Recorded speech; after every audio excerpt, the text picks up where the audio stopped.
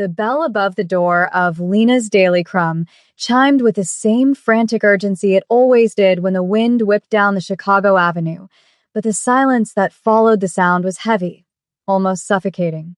Lena wiped her flour-dusted hands on her red apron, her heart performing a traitorous double beat against her ribs as she looked up.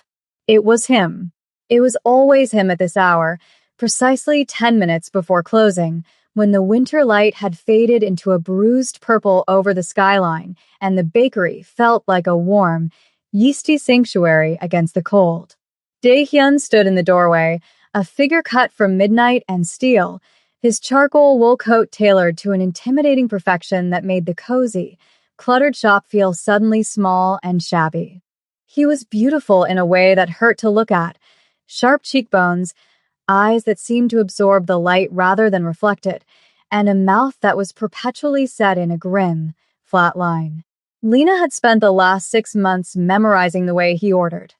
Always a plain baguette, always black coffee, never a smile, and in the quiet spaces of her own lonely evenings, she had let herself imagine that his consistency meant something other than habit. She adjusted her white shirt, conscious of the smudge of dough near her collarbone, and moved to the counter, forcing a professional smile that didn't quite reach her eyes. He approached the glass display, his gaze sweeping over the remaining pastries with a detached, clinical efficiency that chilled her.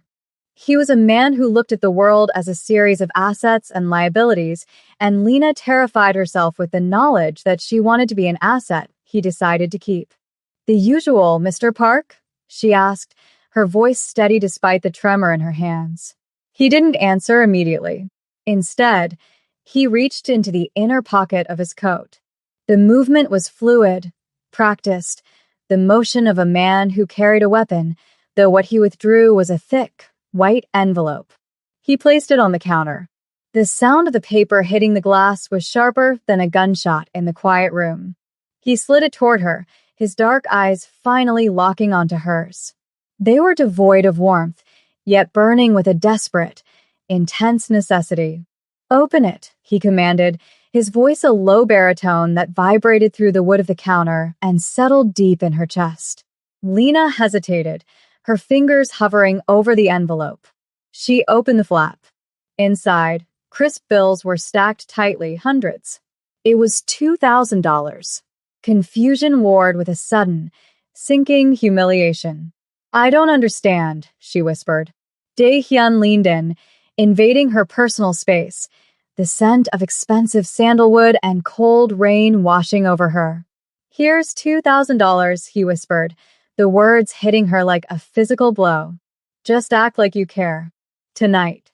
That is all I am buying." The request hung in the air, grotesque and transactional, shattering the fragile romantic narrative Lena had spun in her head for months. He wasn't asking for her. He was hiring a prop. She stared at the money, the corners of the bills sharp and clean, contrasting with the scarred wood of her counter. Her first instinct was to shove it back at him, to tell him that her dignity wasn't for sale, that she wasn't some escort he could rent to solve a temporary problem. But then she looked up at him again. For the first time, the mask of the untouchable crime lord slipped. Beneath the stoicism, she saw a frantic exhaustion, a cornered animal looking for an escape route. His hand, resting on the glass, was clenched so tight his knuckles were white. "My grandmother," he said, the admission seemingly dragged out of him. "She is dying. She believes I am settled. She demands to meet the woman who has softened my heart before she passes.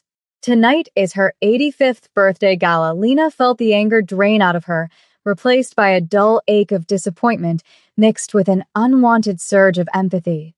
He didn't want her. He needed a body to fill a role. "You want me to lie to a dying woman?" Lena asked, her voice thick with emotion. "I want you to give an old woman peace," Dae-hyun corrected, his tone sharpening. "And I am paying you for your time." "This is business," he said, the word business like a shield, protecting himself from the reality of what he was asking. Lena looked around her bakery. The oven needed repairs. The rent had gone up again. Her mother's medical bills were sitting in a stack on her desk in the back office, unopened because she was too afraid to see the total.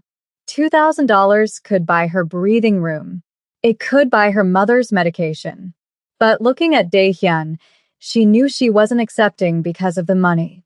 She was accepting because, God help her, she didn't have to act. She already cared. That was the tragedy of it. I finish closing in 10 minutes, she said softly, taking the envelope and sliding it under the counter, feeling the weight of the lie settling on her shoulders. I don't have anything to wear for gala, Dae-hyun. It was the first time she had used his first name. He blinked, the sound of his name on her tongue seeming to startle him. He pulled a second item from his pocket, a black velvet box, and placed it where the money had been. There is a dress and a stylist waiting in the car outside.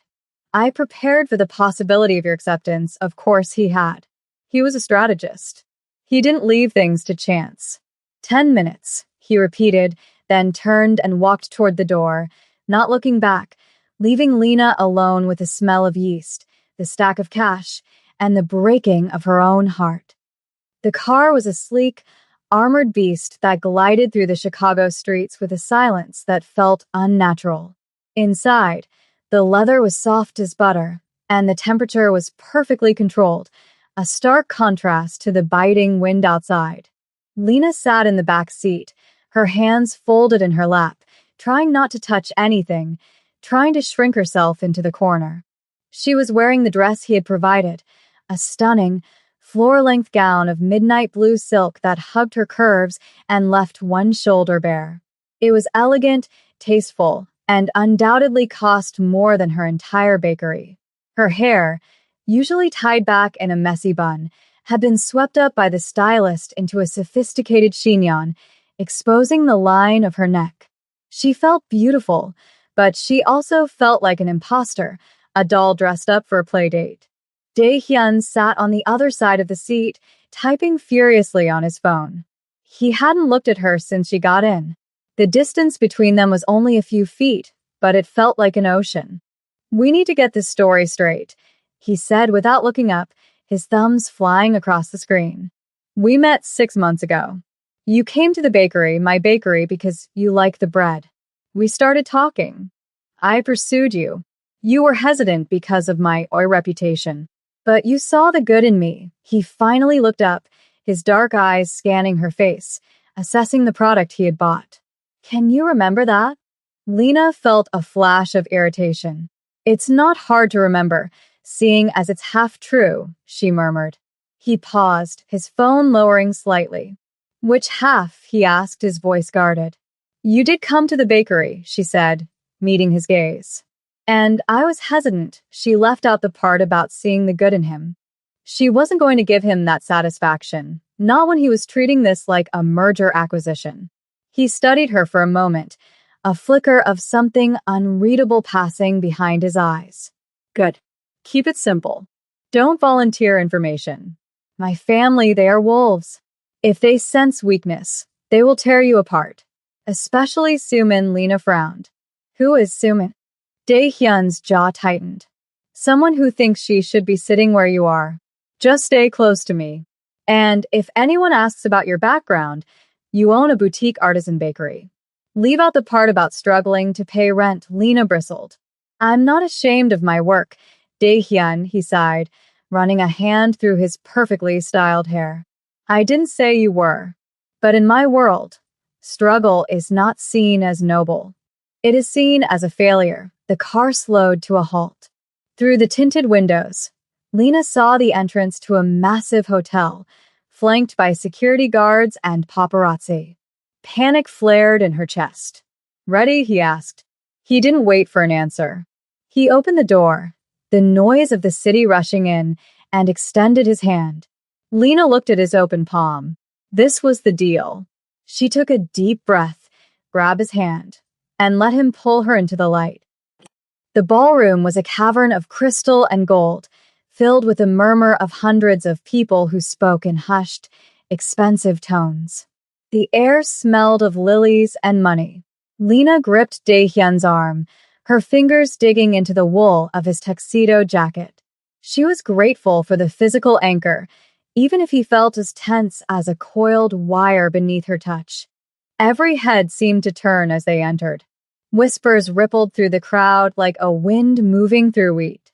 Lena kept her head high, channeling every ounce of dignity she possessed. She refused to let them see her sweat. "Don't look at the floor," Dae-hyun murmured, his lips barely moving. "Look at them. Make them look away first." It was a lesson in power, one she realized he had been practicing his whole life.